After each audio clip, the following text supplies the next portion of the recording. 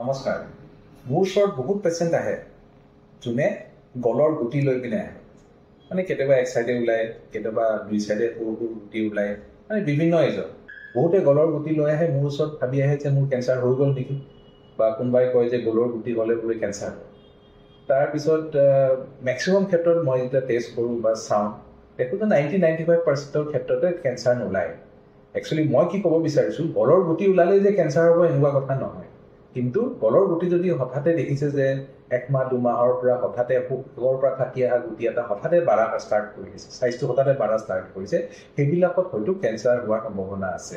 আৰু যদি তেনেকুৱা হৈছে, আপোনালোকে ইমিডিয়েটলি ডক্টৰৰ ওচৰত আহিব লাগিব। আহি তাক মানে ভালকৈ টেষ্ট পাতি কৰি চাব লাগিব। যদি 95% মই ক'লোঁ কেনেকুৱা কেঞ্চাৰ নোলায়, আৰু যদি কিবা কাৰণত কেঞ্চাৰ ওলায়, তেনেহ'লে খুব আৰ্লি ষ্টেজতে আমি ট্ৰিটমেণ্ট ষ্টাৰ্ট কৰিব লাগিব। সেইকাৰণে গলৰ গুটি হ'লেই যে কেঞ্চাৰ হ'ব তেনেকুৱা কথা নহয়।